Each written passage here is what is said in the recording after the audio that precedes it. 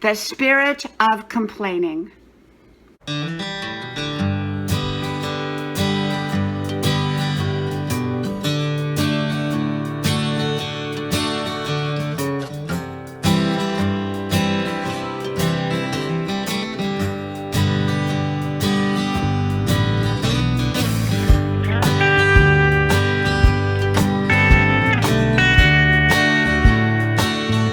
The complaining spirit.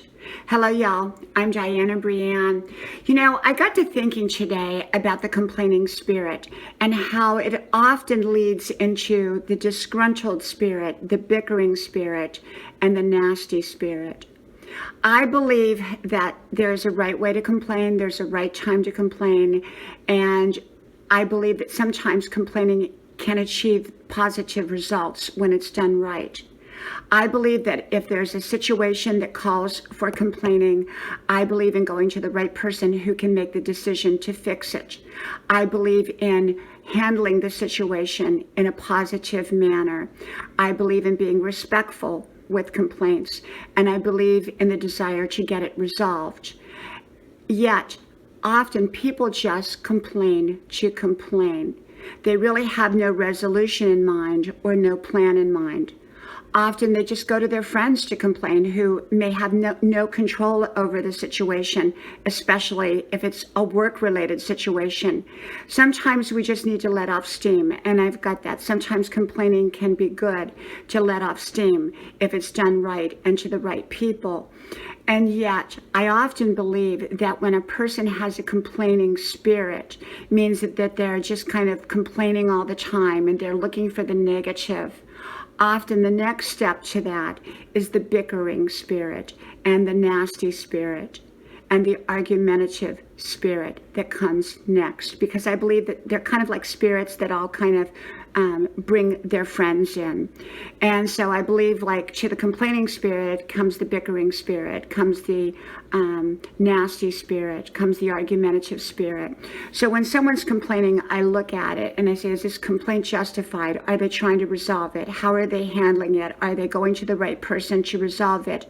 Or are they just complaining because that's what they like to do?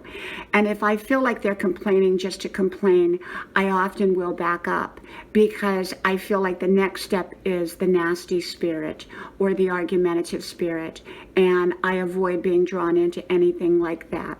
So I do believe that there is a time and a place to complain, and I believe that sometimes we do need to complain. And yet I also, my camera keeps moving on me. Sorry about that. Sorry about that. And I believe that complaining can have positive results if it's done correctly, but it can go in a negative direction if it's the spirit of complaining.